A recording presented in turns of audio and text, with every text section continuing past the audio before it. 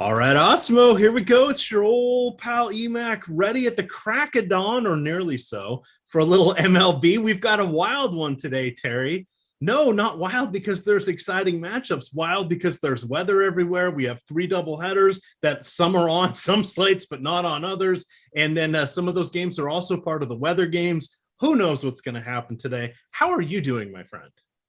I'm doing great, my friend. I've been up for about an hour now, so I wasn't exactly prepared for the geometry of this thing, putting it together so that everything would appear nicely in my spreadsheet here as we talk it through. But hopefully I've got it all nailed down. I think I've got all the pitching matchups right. I don't necessarily know which games are on which slate, but that's okay. We don't really need to know that to go through the matchups and the players and everything, so I'm sure you'll guide the ship pretty well here. So, yeah, should be a fun one. Absolutely, absolutely. And for those tuning in, we actually have a second live before lock show for baseball today. We're going to cover everything through the 4 o'clock games. We have a 5-game main slate that's starting at 7:15 tonight. There are 3 7:15 games. It's the Fox Saturday baseball games, and then there's 2 10 o'clock games. We'll cover those as well as probably recap some of the afternoon contests on our next show. Following us at 11:25, we have the start of 2 hours of NBA discussion. So you have the deeper dive with Eitan and Adam, and then you're going to get live before lock with Chris Spags, the originator of Money Time, and I believe Nerd Ask Greg is joining him. Spags, if you guys were not aware, actually banked on DraftKings last night, chopped, I think, a 3-way tie for a $50,000 first place prize. That's pretty good, Terry. You got your work cut out for you. I'm not even in that lofty stratosphere. I'm happy when I get my every now and then $500 or $1,000 nights. Yeah, I don't get the 5-figure nights like you guys.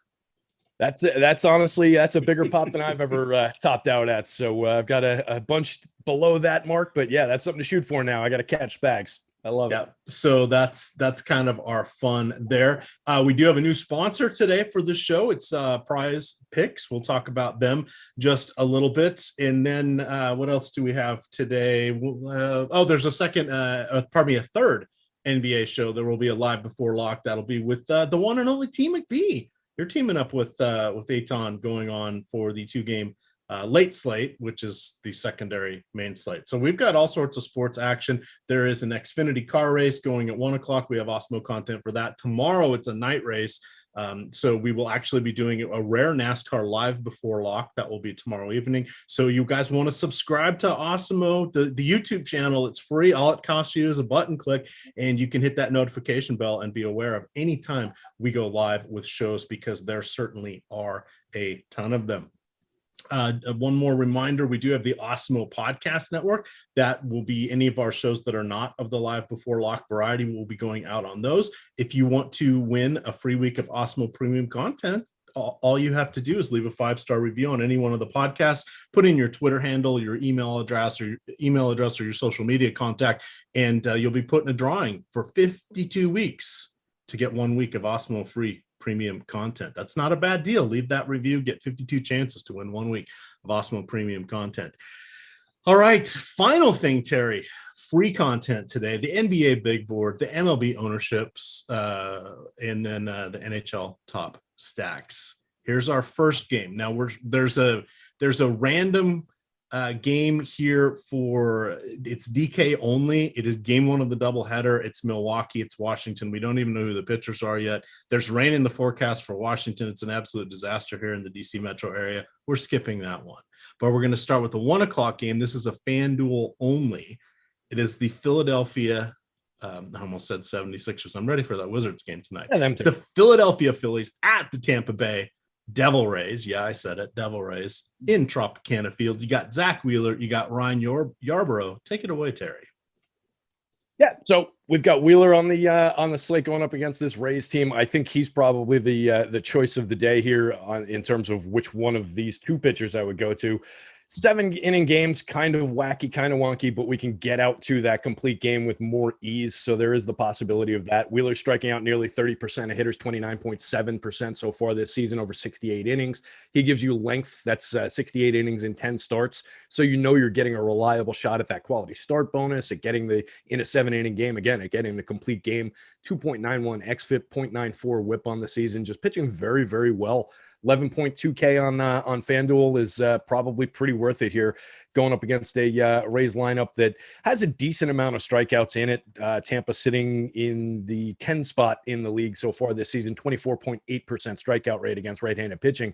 They're dangerous, though. They create runs 20% better than average in the split. So he's not entirely safe. I just think he's a talented enough guy, and the things that he does with pitching is going to be enough to probably suppress that Tampa offense in terms of keeping the ball on the ground, keeping the ball in the yard. Probably enough to rack up a few strikeouts here. So definitely like the Wheeler side of this. Yarb's on the other side. I don't really need to get to 17.5% strikeout rate, 4.28 xFIP. He's fine. Mostly contact pitcher, not really going to rack up many strikeouts. I'd be a little bit concerned against this Phillies offense. They're pretty good in terms of their ability to create runs. They sit Oh, excuse me. I was looking at the wrong line. They're actually 14% below creating runs in against right-handed pitching. I was looking at Boston, who is 10% above.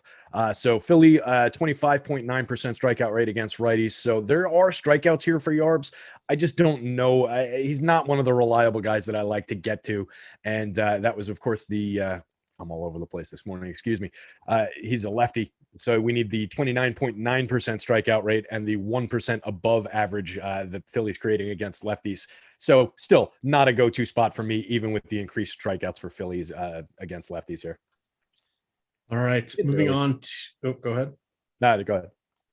Oh, what do we want to do for hitting? To me, it just seems like waving them all off. I had to double check and make sure this wasn't a double header game. I mean, I knew it wasn't, but I was like, really? There's only barely a 7 implied run total here. That's pretty low, especially when you consider Philadelphia gets the designated hitter, but digging a little deeper, no Harper, no Real Muto, and no Didi Gregorius. All three are on the injured list. Yeah, I don't love the lineups on either side. If you're taking shots at Zack Wheeler, you want to be doing it, I think, with the top end of that lineup. I wouldn't go very much past Manny Margot at 6, and it's a little dicey within that. And then, it's a watered-down version of the Phillies lineup. You can still squeeze something out of Andrew McCutchen, Rhys Hoskins, JT Realmuto, and then one of Gene Segura, Brad Miller, maybe throw Alec Bohm into that mix. But it's not the greatest spot. And like I said, in clunkily reading off some of those numbers, the Phillies do strike out a ton against lefties, and they're only around average in creating runs. So not a great spot in terms of offense. All right. Sorry, I had my notes a little wrong. Chat, you'll just have to deal with it. Deal with it. It was the Pittsburgh-Colorado game that I'm not doing because it's on the DK slate, and it's really not worthwhile because it looks like there's rain in the forecast for Pittsburgh. We'll talk about game 2. That's on some of the slates we're going to talk about. Guess what? That's at risk because if they push back game 1, game 2 may not happen until tomorrow. So my apologies there. We do have the Nationals at hosting the Brewers. We don't know the Nationals pitcher, and there is heavy rain in the forecast. So that part was all true. This may still not be on the slate because of weather, but we do have this game. So we've got Freddie Peralta. He is the announced starter here. We don't have a line yet. I'm going to guess it's probably like a 4.1, 4.2 implied run total here for the Nationals. They're mostly healthy. You got Trey Turner, who second player in this season that has 10 home runs, 10 stolen bases. You've got Juan Soto. They're coming in at lofty price points here. Going against Peralta, not going to be the easiest of matchups. You get switch hitting Josh Bell, likely batting third, Kyle Schwarber batting fourth. Again, I really don't want to tangle with Peralta. It's going to depend on what the weather's like. Now, this game doesn't have first pitch for another 2 hours. It goes off at 2:05. So we have a few hours before we're going to see what the forecast is. It's cold actually right now in DC. I actually put a jacket on when I went to go take the dog for a walk this morning because it wasn't even 50 degrees yet. It looks like the high in the DC area today is going to be about 53. This is just going to be a miserable day. And if it continues to rain intermittently, I don't think they're going to get their doubleheader games in. That all said, what do you like from this one? Let's just assume crappy right-hander is pitching for the Nationals. I actually had crappy left-hander. I had Pat Corbin. That hurts. They put some money behind him. Hey, he's on my dynasty team too. So I'm a Pat Corbin guy, but I've got him for $1. So if he continues to suck, it doesn't really kill me. But that's the one that came down with Fangraphs. I have no, third-party confirmation of that though. So we'll take what we get there. 7-inning game again, so something to be concerned about there. Only on the DK slate. Tough to roster hitters in this one, particularly on the national side of things, going up against Freddie Peralta, who's been pretty spectacular so far this season. 38.4% strikeout rate for Freddie over 49 2/3 over 9 starts. So you're getting fairly reliable depth there. 0.95 whip, 3.35 xFIP. Just been very, very good and a very high-end strikeout pitcher so far this season. Taking a look for Washington on the big board here. They are third best in baseball avoiding strikeouts against righties, 21.8% strikeout rate, but they create runs 7% less than average in the split, only a 142 team ISO. So there's not a ton of power threat coming back against them, not a ton of runs threat coming back against them. If the Nats limited the overall strikeout upside in a 7-inning start, let's say he was normally going to strike out 6 or 7 if he went the full 7 against an average team. Maybe he strikes out 5 against these Nationals. in a 7-inning start where you're shooting for that complete game bonus and getting them through the full 7 frames, I think that kind of comes out in the wash.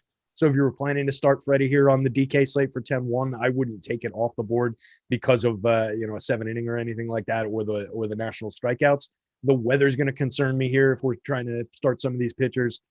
I don't love Corbin at all at this point, but he's only 7K. So if that is the pitcher for the Nationals, there are strikeouts in this opposing lineup. So there's a good argument for doing it if he's only 7K in a 7-inning game. And if he's going, it's just dicey between the weather, the situation, and all these different factors. So I don't know that I love going to this spot. I don't think be going here for bats on either side, really. The Brewers, if it is Corbin, Brewers are striking out 29% of the time against lefties, creating runs 11% worse than average. A lot of that is without several of their key hitters, Christian Yelich, most importantly, who is back in the lineup now. But Yelich is still going to be about a 23-24% strikeout guy anyway, so he's not going to improve that dramatically. So I think there are some Ks there for Corbin, but I don't love it. All right. Yeah, I'm just looking at the weather. This just looks like a disaster all day. And we already know the Nationals' track record of screwing around using the weather to their advantage to pull one over, shall we say, on their opponents. And especially if their opponents have a good pitcher going. Yep. Wouldn't shock me. The weather infuriates me with how the different teams handle it. But that's you'd think they would implement a standard of some sort, but well, it's like the Chicago game last night. They could have actually played that one. They decided to punt on it, but kept everybody around long enough to sell more concessions. Yeah, that's page 1 of the Nationals playbook, and they have a doubleheader today. Oh boy. But it's one of those where you're just like, come on, really? Do we really have to do this? But then people were all mad about the Boston game actually playing and finishing. If you were mad about that, you didn't turn it on. It was raining. It looked miserable there. They ended up pausing it or delaying it for a while there. Same thing with I think it was the Chicago game as well. So yeah, they just ended up playing through the miserable conditions. So we don't know what's going to happen half the time. 50 degrees and pouring rain in Boston is not ideal for baseball conditions, but yeah, they went through it. It's just ugly. But you're right. I mean, these teams sit there and some of them do just focus on selling those concessions and not really caring about the fans. And yet another thing, baseball doesn't do too well for fan service. So we'll see. No, just it's disappointing. But as we talk about this, I did want to bring up, because this is kind of a dueling as our strategy show. So I took Miami and Boston out of my player pool. I just said, I don't want any part of this. We had it projected for an 80% chance postponement. And that's what comes with the Awesemo projections, is if the game starts, we project what the likelihood of it being postponed during the game is. And that was one of the highest ones we had. And then we turned around and only had a 10% for the Chicago one, because theoretically, if they would have just waited even another 40 minutes, they would have been able to play the whole game. Instead, they got to sell their concessions, and now they got a doubleheader. So it's one of those where you just that they waited for it. They delayed the game, they waited through it, and then just before they hit the window where they could have started, they postponed. Right, even going so far as to announce the actual time they would do the late start. It was just like, really, guys? So how do we handle these? Well, what I did is I went in and I just segregated that game, made some stacks using both teams, and then took them out of the player pool.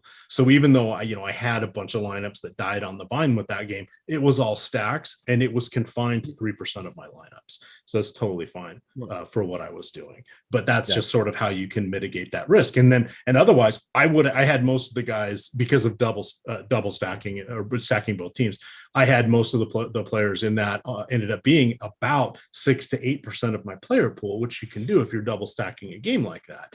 And that would have been right around or slightly above where the field was. So had that game gone off, I would have been happy, because I would have had the opportunity to get a phenomenal offense in a low popularity situation. We'll talk about them again today, but as we come through it. But that's how you guys can mitigate that type of risks. You can compartmentalize it. And it's a good way to go. All right, continuing along here. You want to get that information more? We do have the Awesemo MLB Plus. Get access to all of the great Awesemo Plus tools for nearly every sport out there. You can get the Awesemo Weekly Pass for just $29.95. That includes full access to everything, all premium content. You get NASCAR, you get the player projections for everything, you get ownership projections for everything, the various top stack tools for everything, the premium Slack channel, lineup builder, and so much more. You only want to do MLB because, hey, you're MLB fans, clearly, if you're watching this show. You can get that package with all MLB content for just $15.95 a week. Stop guessing, start winning. Join Awesemo today. Kansas City at Minnesota. A late announced starting pitcher here for Kansas City. It's Irving Santana saying hello to his friends over there in Minnesota. He has been with them before. You have J.A. Happ on the other side here. 5.2 implied run total coming in for the Twins. 3.9 for Kansas City. Lather, rinse, repeat. Not the best of weather. No precipitation. However, game time temperatures in the low 60s. We do have a cross breeze going from first base to third base in the 8 to 12 mile an hour range. It's safe from weather, so we need to talk about this one. I'm waving off the pitchers. What do you like from the hitters? Yeah, it's all about the bats in this one. I think that's pretty clear. Irvin Santana has not. No, that was my hard-hitting analysis. No pitching. You want me to sit here and try and sell somebody J Happ or Irv Santana? Oof, that's a new snake oil salesman, perhaps. I could do it. We had Irv Santana last pitched a full season in 2017 for these Minnesota Twins, and has not really been very much of a pitcher since then. With the wonkiness of what's going on, had some injuries, has been ineffective and out of baseball. So far this year, he's made one start, 16 and a third total innings pitched, did a little work out of the bullpen, 15.6% strikeout rate, 4.83 xFIP. Actually, a nice little whip at 0.98, surprisingly, but not a capable major league pitcher at this point in his career. I think we can throw plenty of these Twins power bats at him. I'm getting decent home run numbers against him in the home run model here, getting nice little projections going up against him. So I think there's every reason in the world to consider some of these Twins bats. Started off with Max Kepler back up at the top of the lineup now. Decent price on him on both sides for his power upside. And then you go through the Donaldson, Cruz, Polanco is in there. I wrote about Polanco yesterday. I wrote the Twins up, and the way I put it was he's got a lot of capable upside that I think gets mentioned more in DFS columns than it actually appears on the field. And he's at the same weird price discrepancy today where FanDuel's kind of considering that, and FanDuel has him at 2,100 and DK's got him at 5,200. Which is just a bizarre price discrepancy. A lot of flexibility between second and short with Polanco, so I like moving him around. And then you can get into Kirilloff, Miguel Sano with multi-position on both those guys. Trevor Larnach is a decent little stick down in the outfield down at the bottom of the order. Mitch Garver. You can really roster this team 1 through 9 because Andrelton Simmons is very good at turning the batting order over, doesn't strike out much, decent at getting on base. So he works as a nice little wraparound play there. On the other side, I think you can go at least 1 through 5 with Kansas City without Alberto Mondesi back in the lineup there. I wouldn't leave Jorge Soler out if he's hitting 7th either. So you get back to a kind of return to form for what this KC lineup is supposed to be with the interspersing of hit tool speed guy, power bat, hit tool speed guy, power bat, and they structure their lineup that way, at least 1 through 5. And then have Soler hanging out down there. So I think there's a lot of good things you can do with that. And I'm just noticing the price. Soler dead minimum 2,000 on the FanDuel slate. All right. Interesting. That's some hardcore power upside. You're absolutely right with the Jorge Polanco. It's always like, hey, switch hitter. Hey, he's toolsy. Hey, he's batting in the middle of the lineup. Hey, it never comes together. Yeah. What was it? 2019, I think he had the nice year with like mid-teens or 20 home runs, mid-teens, 20 stolen bases kind of a year, and then just hasn't gotten back there. It's definitely been more than a hot minute. Are we saying an Irving Santana revenge game? No. This is an Irving Santana thank you game for buying him out of his contract. So that would be I'm looking at his contract history. It is wild. He floated around there with the after the Twins, floated around there with the got a buyout from them, went to the Mets, didn't really make it up to the majors. That was the year he ended up signing a contract with the White Sox, didn't really do much, and then was kind of had a hot minute there with Chicago, the White Sox or the Cubs. God, he's just been all over the place. And this is actually his second tour with Kansas City. I didn't realize that. Yeah. Yeah. So he's more likely to take revenge on his own current team for whatever they did in 2013 to him than he is against the Twins here, though. It's not a good spot. Yeah, absolutely. Absolutely. All right. Now we're going to talk yet again about the Baltimore-Chicago game. The weather looks nice. Doesn't look like there's going to be a risk of precipitation. However, it is a 7-inning game. I am perfectly fine with going to the Chicago White Sox in this one. And if it's going to give us a few less, the masses aren't going to be there on these bats, so be it. I just need the big inning to happen relatively early on. They're going against Matt Harvey, and a well-rested Baltimore bullpen is still the same crappy collection of pitchers. That is the gift that keeps on giving. This is the rare time I'm going to be recommending an offense in a shortened game, but I feel pretty strongly about the White Sox in this one. Yeah, I don't hate that. It's never my favorite thing to do, to go to these short games for offense. I like to do it a little bit more for the pitching side of things. But going up against Matt Harvey, these guys could do a lot of damage pretty quickly, pretty early. And the White Sox are a very good offense, and an offense that we like to get to for DFS purposes. They're a little bit, losing two of their better hitters in Eloy and Luis Robert definitely takes them down a peg, but they've still got a lot of talent top to bottom. So I think at least, 1 through 6, we can get in the projected, we can get there. And then if you want to mix and match some Zach Collins into your life, if you need a catcher on DraftKings, that's fine. If you want to mix and match some Larry Garcia or even Nick Madrigal from the bottom, use them as wraparound plays back up to the top with their speed, with their hit tools, I can get behind that idea. But really for me, it's about, Tim Anderson, Adam Eaton, Yohan Moncada, Jose Abreu, Yermin Mercedes, and Andrew Vaughn 1 through 6 there. That's where the power is. That's where the real talent is. That's why these guys are all, for the most part, priced in the high 4s or mid 5s on DK. You do get some nice salary relief on DK at $2,600 for Andrew Vaughn, though. First and outfield eligible player, very high end prospect in terms of his hitting and his power. Hasn't really come through. 234, 326, 411 so far at the major league level. 177 ISO, 4 home runs in 144 plate appearances. Still creating runs 10% above average, and there's a lot more than that in that bat. So I wouldn't sleep on Andrew Vaughn here, not getting a ton of ownership on this slate. So very nice little spot there. I wouldn't go to the Orioles side of this one for bats. 7-inning game concerning. And then I just typically avoid Dallas Keuchel in terms of throwing bats at him. He's very, very good throughout the course of his career in keeping the ball on the ground, keeping the ball in the park. So just a guy who limits offense the other way. Not necessarily a great go-to DFS pitcher because he hasn't struck out a lot of hitters over the course of his career. Every now and then you can pick him off and find some value. He's usually low priced for his talent, but his talent is not necessarily striking hitters out.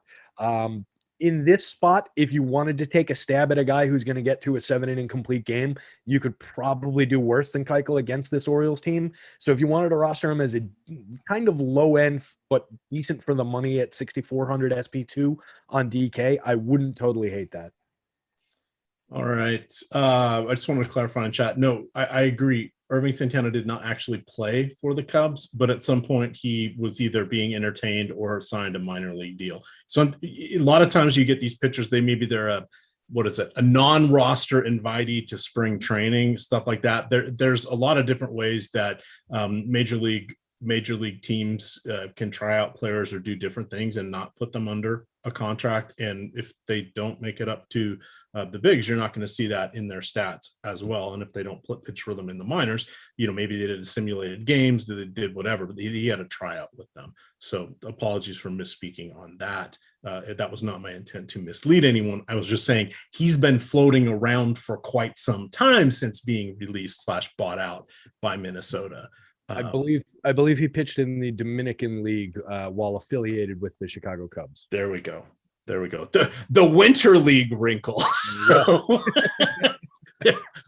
there are many. At some point, he had a Cubs uniform on. We don't say the city or team in front of that, but at some point, he had a Cubs uniform on. Baseball, ain't it grand? Speaking of the actual Cubs, Luis Castillo, Zach Davies, Luis Castillo, producer Chris was saying, what happened to him? I'm saying the same thing. Is he taking the year off from his special training regimen? What's going on here, Terry? He's been an absolute unmitigated disaster. Yeah, he's been a total mess, and it's just all over the place. Some of the numbers have gone up. Some of the numbers have gone down. They do not agree with one another. I have not been able to figure out what the hell is going on with Luis Castillo this year. It's killing me because he's one of the, when he's on and over the last couple of years, has been one of the better pitchers for DFS purposes. A guy who never really got spectacularly owned, even when he was in good spots. Guy I really liked to go to. Guy who's on my dynasty team for season long and has just been killing me all year. He's pitching to a 4.03 xFIP, striking out 19.9% of hitters. So the xFIP is actually not terrible in terms of the league average where you'd want him. The strikeout rate is way down from where he normally is, and he's gotten to that somewhat respectable xFIP, but still has a 1.80 whip, which those numbers don't jive in my head. But he's only walking 8.4% of hitters, which means he's getting a lot of guys just getting base hits and getting on base against him. The last time I looked, it was a somewhat inflated batting average on balls in play against that was sort of hurting him. But there were other indicators that were, that were quality indicators rather than happenstance. So I'm just looking to pull up the BABIP. Yeah, he's a 382 BABIP against right now, which is it's very, very high. So he's getting a little bit unlucky, but the quality is still just not there overall. Like I said, the strikeouts way down. The swinging strike rate, if I remember correctly, had gone, the swinging strike rate has plummeted. It was 15.4% last year, 15.9 the year before his, turning into the ace level pitcher that he was, it was at 12.6 and 13.5. This year, it's all the way down to 11.3. So that's a big dramatic difference, but I couldn't figure out exactly what in his pitch mix was causing that. So it's just a big mystery for me right now in terms of why he's not there. But until he figures it out, I don't know that I'm going to be grabbing shares, even at 6,400 on FanDuel, 69 on DK, going up against the Cubs lineup that I do respect, a lot of quality bats, a lot of power in it. I think he's in trouble here again. All right, we're going to just keep cruising on through here. We're about at the halfway point. We still got 6 games to go. We got about 25 minutes to get it done. We're getting out of here at 11:25 because we have the first show of a 2-hour block leading into the NBA, 1 o'clock tip-offs here for the 4-game slate. We also have a live before lock NBA style from 6 to 7. Get you ready for those 2 7 o'clock games, or probably the 7 and the 9 or 9:30 game. And then, of course, we do have a live before lock later this afternoon where we will recover these 4 o'clock games as well as break down the 7 o'clock games. I want to talk to you guys quickly about our new sponsor. It is PrizePicks. So they're offering the simplest fantasy game on the market. Say goodbye to sharks. Say farewell to lineup optimizers and no mass multi-entry. Basically, what you're doing is picking 2, 3, 4, or 5 players via player props to go over or under whatever their projected score is. The farther or the more players you pick, the longer the odds become, the bigger your upside. Wink, wink, nod, nod. This is allowed in states that don't have official sports wagering because this is fantasy. It's fantasy player props, so you'll want to check them out. You correctly select 5 of these props. It can net you up to 10 times your entry fee. You, of course, have the NBA. You got esports. You got NFL. You got baseball. You got everything that you can want. PrizePicks has it. You can also combine your sports, your picks across different sports. Download their mobile app in any app store or Google Play. Make your first deposit. Now, this is what you're going to want to listen to. Make your first deposit with an instant deposit match of up to $100 by using the promo code Awesemo. Simplify your daily fantasy with PrizePicks today. Game number 6. Hey, it's that second game of the doubleheader. Colorado at Pittsburgh. Here I'm fired up about the pitchers. Well, at least one of them anyway. Austin Gomber had a rough go of it. Had that everybody streaming him. I believe it was against the San Francisco Giants in a start where he got his ass kicked. But he gets a nice matchup today against a depleted Pirates squad. Well, they're not really depleted. They're just not good. So I'm really interested in Austin Gomber today. Not so much for Mitch Keller, but Colorado Rockies away from home. No bueno, not that good. This is going to be a 7-inning game, so it really won't impact the pitchers this much. I don't expect these guys to go complete games. If anybody has a shot at it, Gomber does. But the problem is not the problem, but to compile that many outs, he's going to have to be real efficient with the strikeouts. He tends to have strikeout upside, but that does come at the expense of him going deep into the games, not from a pitch count standpoint, but from recording outs. How do you want to approach this one here, Terry, as we're now on the back half of our early/afternoon game slates? We've made the turn. We're heading to home. Yeah, I think you're right. It would probably be mostly about Austin Gomber here for me, throwing him up against a very weak Pittsburgh lineup. He's a pretty good pitcher in terms of keeping the ball on the ground and limiting the overall offense, limiting some home runs anyway. And Pittsburgh is just struggling to create any kind of power against lefties this season. Only 8 home runs so far this year, one of the worst in the league, tied for the bottom. Oh, no, I'm sorry, tied for second worst in baseball. The Tigers have only hit 6 against lefties so far this year. 22% below average creating runs in the split, only a 128 team ISO, 23.5% strikeout rate against lefties, puts them right in the middle of the league. So it's not the greatest strikeout matchup in the world, but it's not like they're the Houston Astros who only strike out like 19% of the time. So there are some Ks here for Gomber who, like you said, he's got strikeout upside, but he's also, he's not the biggest strikeout guy either. So I think he could have a nice game, a handful of strikeouts. Maybe he pushes up toward that complete game here. So yeah, he'd be my preference. The price is right, 7,000 on DK. I think he can slot in as a nice little SP2 option in the 7-inning game. I wouldn't be completely against the idea of taking a couple Mitch Keller shots here. The Rockies, not the greatest lineup in general, not the greatest lineup when they leave Coors Field. Mitch Keller, not the most reliable pitcher. A lot of talent. I expect he's going to be one of these guys a few years from now. We're going to say, oh, wow, he was actually good once he gets out of Pittsburgh, like we see with a lot of these guys, like Joe Musgrove this year, a bunch of other guys. The talent is very real, and it's there for Keller. He just struggles with command and control. 4.93 xFIP, 1.81 whip this year, both very bad. 22.2% strikeout rate, 11.7% walks. There is some upside, some narrative toward him getting some strikeouts here against this bad Rockies team. It would be a total dart throw at 5,800 on the DK slate, though. Yeah, Garrett Cole, Jamison Taillon, the list is long. Tyler Gosnow. Oh yeah, that's actually a really good one. Although perhaps Tampa Bay was onto something by not quite letting him finish the 5th inning and just going with all of the strikeouts and just walking away from that. Don't worry about the wins. It's all about strikeouts these days. All right, game number 7. Now, this one, I'm going to talk a little bit about Cobb. I know you and Adam and Gundacker and Josh, you guys are really good at breaking down what is going on with pitchers and what has changed. I can do it. I just can't always find the data quickly. So I'm curious to see what you think may have changed with Alex Cobb from last season to this season, or if this is just a small sample size. So setting that up, I want to say, after facing Shohei Ohtani on Friday, the matchup against Alex Cobb should seem like a walk in the park. This has been a decent start to the season for, wait for it, the 33-year-old veteran of 10 MLB campaigns. Cobb has allowed just 1 home run in 26 and 3rd inning. He has a 12 strikeout per 9 rate, which is nearly double what it has been over the last 5 seasons. The only real change in his pitch mix is with his fastball coming down to about 40%, which is down about 10% from recent years. That's essentially all shifted over to his changeup, which is now up 10%. He is still working to mix in his knuckle curve, but that's at the similar rate, similar velocity, similar everything to the last several seasons. So I can't figure out what he has done other than he's keeping hitters off balance. He's going outside of the zone more, but batters are chasing him. Now, it's only been 6 starts, so this definitely could be a small sample size, but his swinging strike rate is at 14% this year. The last couple seasons, that's been between 8 and 10%. And then his swinging pitch rate at balls outside of the zone, which means outside of the strike zone, is almost 40%. The last couple of years, that has been 30 and 31%.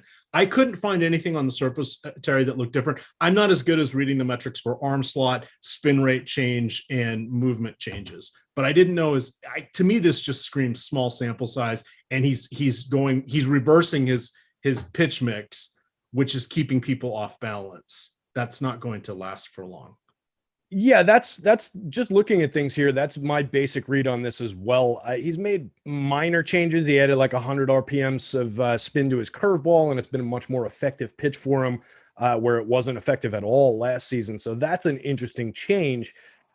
Depending on what he's doing and how he continues to change things up. Like the book is going to catch up on the pitch mix pretty quickly the second time he sees a lot of these teams. And as he pitches more through the season, it looks like he's not throwing his four seamer at all anymore. It's not like he used it a lot. It was, he threw it, looks like 5 times last season. So it's not. And then I read a couple articles saying, oh, he's blah, blah, blah, using a cutter. Sorry to talk over you there. But he's not really using the cutter. It was like, did you guys go look at the data? He didn't really use it. So why are you saying he used it in these 2 articles?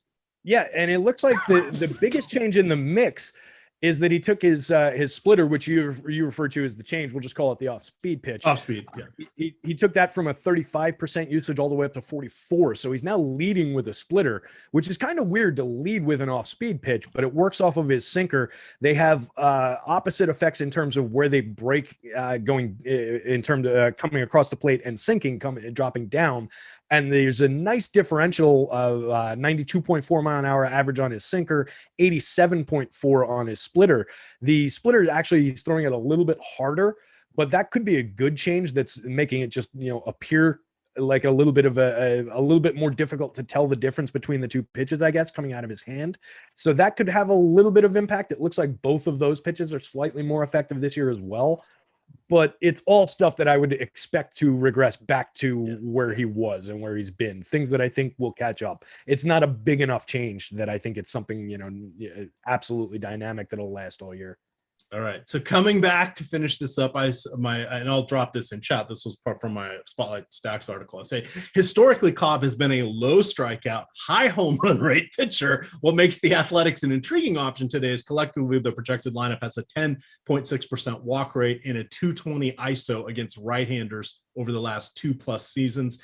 We know Ramon Laureano is dinged up, but if he's out of the lineup, we'll probably see Matt Chapman creep back up towards the top. He's been batting in the bottom third recently. Mitch Moreland could move up a little bit as well. They usually don't like to bat Moreland and Olsen next to each other with the lefty-lefty combo. We can only play one of them on most sites because they're both first base eligible. And then Mark Hanha leading off is pretty solid. And then Seth Brown, we got to point him out. 3,200 on DK, 2,600 on FanDuel. He should be batting cleanup. This looks like a spot I want to target, but I just wanted to break that one down a little more because no weather in this game. And I think the pitcher's been getting lucky. Yeah, agreed. And that's he was a guy who was, just a regular target pretty much every time he was taking the mound. I was throwing bats against him. So I really like that call with all the A's power and all the A's just skill at getting on base. They should give him fits today. What do you think of Montas on the other side of this one, though, going up against that depleted Angels lineup? That's an interesting spot. 8,400 on FanDuel, 8,000 on DK. He's been 23.6% strikeout rate, 4.23 xFIP, 1.43 whip so far over 53 innings. He's been somewhat reliable for a little bit of depth, but he's been struggling to get back to that pre-PED suspension pitcher that he was. But this lineup that they're throwing against him, I think it's hilarious that they've been leading Justin Upton off with his strikeout rate and his miserable on base percentage. I was talking about it with Gunn yesterday, and he was saying, yeah, basically it seems like maybe they're just looking for that one first pitch fastball in his first at bat of the game. Hope he can turn on one and grab a 1-0 lead, which seems right. But then you get like Ohtani and Rendon and Jared Walsh, sure. But the rest of that lineup, Lagares, Rojas, Ward, Suzuki, Fletcher, there's not a ton of threat there. No. So I think Montas could have a sneaky good start here. Not my favorite option, but could be okay. Yeah, 8,000 on DK is a reasonable. I'll make sure I'm on DK. Yeah, DK is a reasonable price point there. The Upton one's interesting. Do you realize this is his 15th season? Wow. I didn't know it. I knew he was getting up there, but I didn't know. That's a long time. It's a long time. All right, we got a short time. We got 15 minutes. Get us through the last 4 games here. We've got pitching in this one. Darvish going against Houston. Wait for it. This can't be right. Houston really has a 3.7 implied run total. Wow. A lot of respect there. Putting a lot of respect on Darvish's name there, shall we say. He's 10,600. On the other side, you got Jake Odorizzi, sort of depending on the season, they're each having the poor man or the homeless man's version of Alex Cobb. That can be reversed as well. But the former Rays pitchers there, not really excited by them. Can you believe the low implied total here for going against Darvish? Well, I mean, it's going against Darvish, so it's at least explicable from that perspective. But yeah, it's certainly lower than we see this superstar loaded Astros team most of the time. Really like these Astros bats in general, but it's a tough ask to throw them up against Darvish. He's pitching spectacularly well. 30.8% strikeout rate, 3.60 xFIP on the year, 0.89 whip, keeping guys off base. 61 and 2/3 innings in 10 starts gives you reliable depth, a very good shot at getting to that quality start with a bunch of strikeouts. The key here, though, of course, is the ability of Houston to limit the opposing strikeouts. They are excellent, and it goes back over time. Over the last 3 years, they've been the league leading team in not striking out. So far this year, 18.4% strikeout rate against righties is league leading. They create runs 13% better than the average against righties. The power's been a little bit down, only a 161 team ISO against righties, and only hit 33 home runs so far, which is about the middle of the league. But I think they're, a spectacular offense. It's kind of a rock and a hard place kind of a spot. My projections come out in favor of the pitcher, which is normally how I like to play this kind of a matchup. I tend to feel that the apex predator type pitchers, which I do include Darvish in that group, tend to be able to overcome even the best of offenses on most days. He could run into one of his bad days and get beat up here, but I think that I would lean toward Darvish. That said, if it was a big enough slate, I'm probably taking out some head shares of Astros bats against him here. All right. And then we do have the pod squad getting the designated hitter. That gives them a bit of a boost. Tommy Pham finally rounding back into form. Manny Machado seems to be sort of recovered from the injury he was hiding that got him a couple days off. Last weekend, you have Jake Cronenworth, whose price keeps coming up, but he's kind of earned it. And then Fernando Tatis, 6,100 on DK. Yikes. That is a lofty price point here. Anything you want to call out from the San Diego side going against Odorizzi? They're a little bit productive for DFS purposes in terms of their ability to get on base, and they're an active base stealing team. Projected starting lineup, 50 stolen bases up and down the board, 6 for Pham, 6 for Machado. Fernando's got 12. Profar's got 9 down toward the bottom of the lineup. So there are interesting ways that they score for DFS purposes, even when they're not hitting home runs, which was something I brought up a few times, being concerned about the power, the offense, and the run creation outside of Tatis and Machado. But now that guys like Pham are getting going, and some of these other guys are actively running, some of the bats are still going for production. I'm liking this offense a little bit better. So I definitely think it makes sense to throw them at Jake Odorizzi. They don't have to be a good offense to go against him. So there's plenty of bats in play. And I think you can get to them, particularly adding the DH, pretty much 1 through 9 with this projected lineup. Victor Caratini maybe is a question mark, but you would need him as a catcher on DK. And then Profar and Ha-Seong Kim down the bottom of the lineup are both hit tool and speed guys with some power upside. So I really like this lineup in terms of the ability to wrap it around and to get to different combinations, different pieces of the puzzle. All right. One reminder, I do want to mention our premium Slack channel. When you guys join Awesemo Plus, any of the packages, you get to join the Slack channel. So that is a way that you can get a lot more information, learn how to use the tools. You can talk strategy, other topics, of course, participate in office hours where we have the Awesemo experts.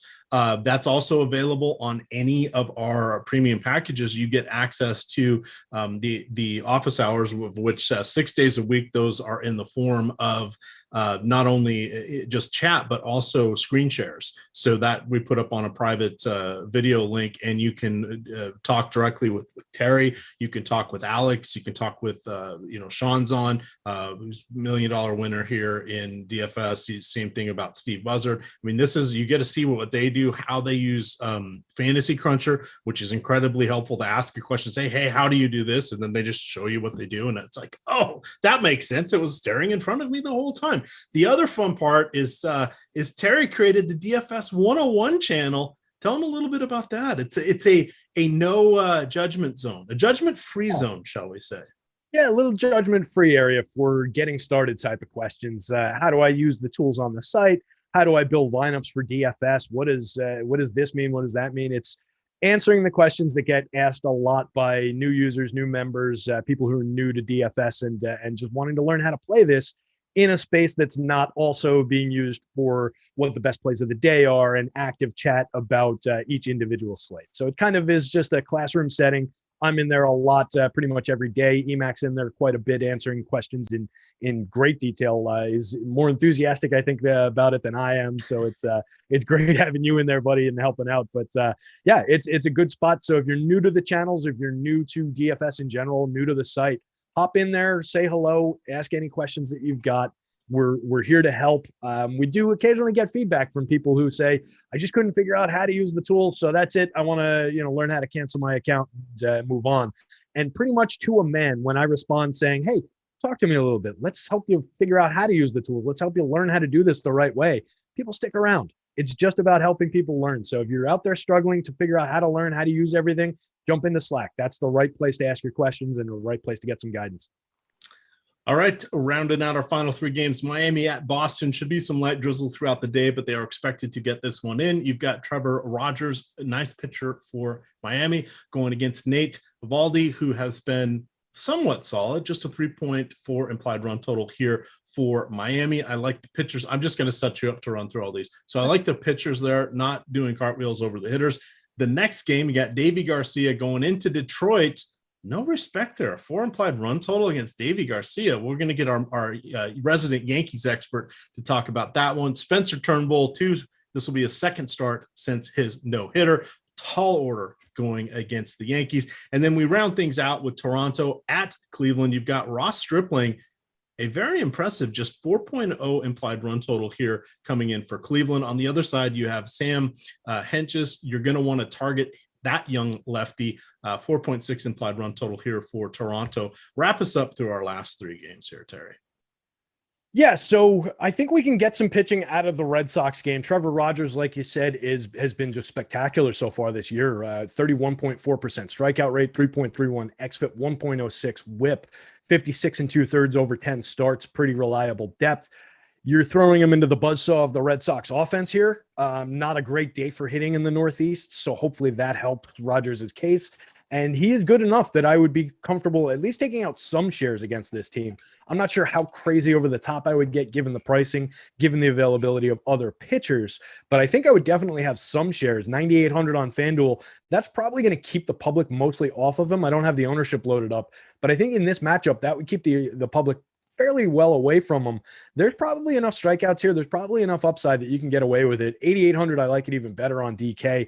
The other side of this one, Nathan Eovaldi, like you said, has been somewhat reliable this year. 3.65 xFIP, 1.19 WHIP, maybe putting a few too many guys on base, but the walks are down 5.6% walk rate, 22% strikeout rate, puts him around league average, fairly reliable depth, going up against a pretty weak Marlins lineup overall. So I think that you can squeeze something out of Eovaldi. Marlins 5th worst in baseball against righties, 26.1% strikeout rate, creating runs 13% worse than average, 0.123 team ISO on the season. So I think there's definitely some narrative around getting some upside out of Eovaldi, and he's not expensive at 7,500 on FanDuel. He's more expensive at 9,000 on DK.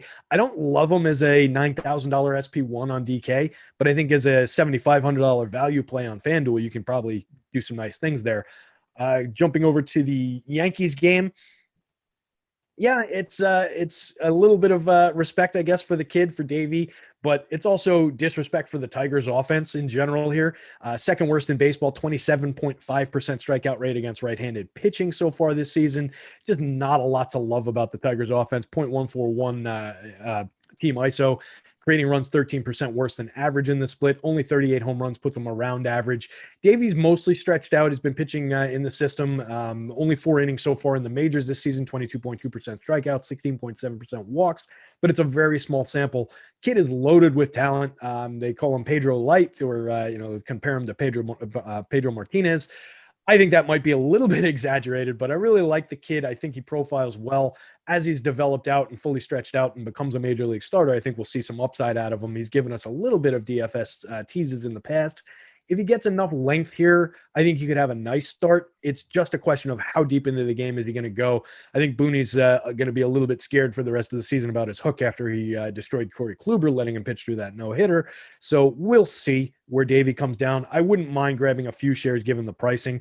Turnbull on the other side, no thanks. I know he's pitched fairly well across the course of the year. The one thing he is going to do is cap the power upside for the Yankees in terms of his ability to keep the ball on the ground, keep the ball in the park. So they're somewhat suppressed, particularly for them compared to where they normally are in my home run model. So it would be a very big dice roll, though. I'm not wild about the 20.6% strikeout rate, even against the strikeout happy Yankees. I just think you can probably find a better pitcher. It's not like he's really discounted for the matchup here. So I'd be a little bit concerned about that one.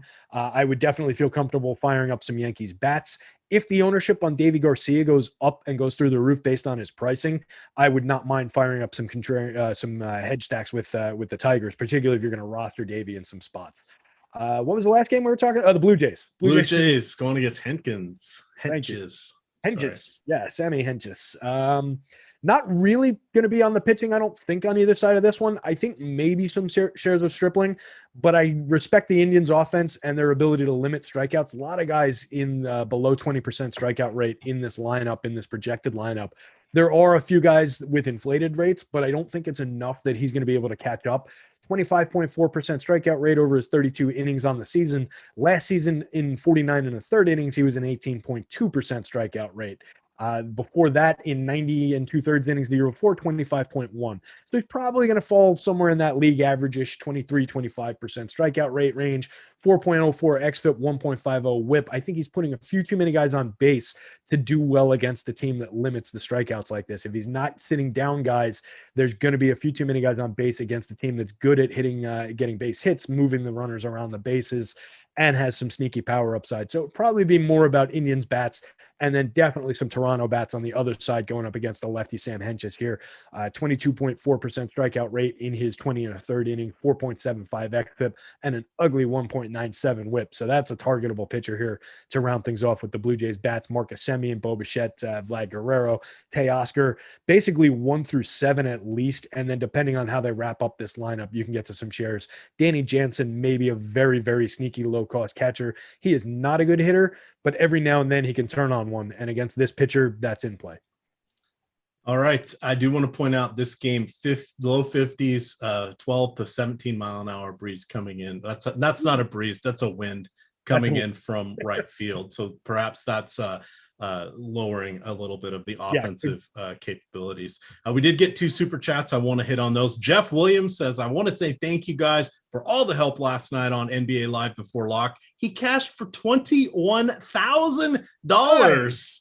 So technically, Jeff and I combined last night for about $21,100 in profit. Way to go, buddy. Way to go.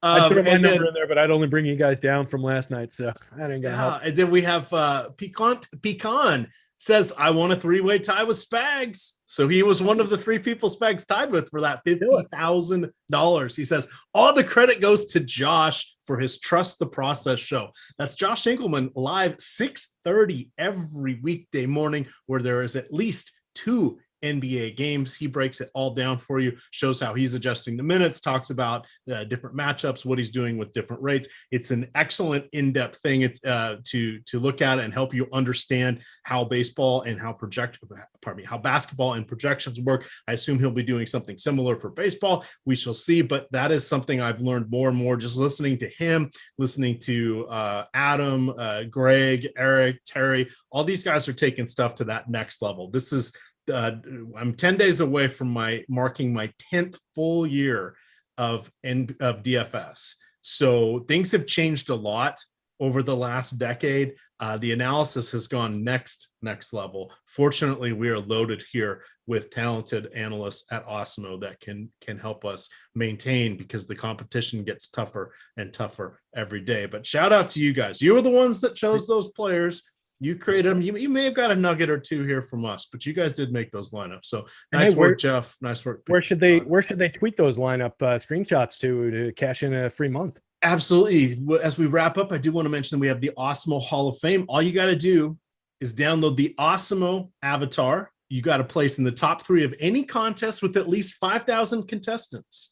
Notice how I didn't say an entry fee. If it's the quarter, if it's the nickel, if it's the $100 one, you just got to finish top 3 with that Awesemo logo in a contest of at least 5,000 people. Tweet those wins to Awesemo, HOF, and we'll get you 30 free days of Awesemo premium content. Have some fun with that. Coming up after us in 4 minutes, you're going to get back-to-back NBA shows, including Chris Spags, who literally had money time last night. With that, Terry, thank you for joining me. Shout out to producer Chris. Thank you to PrizePicks for sponsoring the show. Good luck, gamers.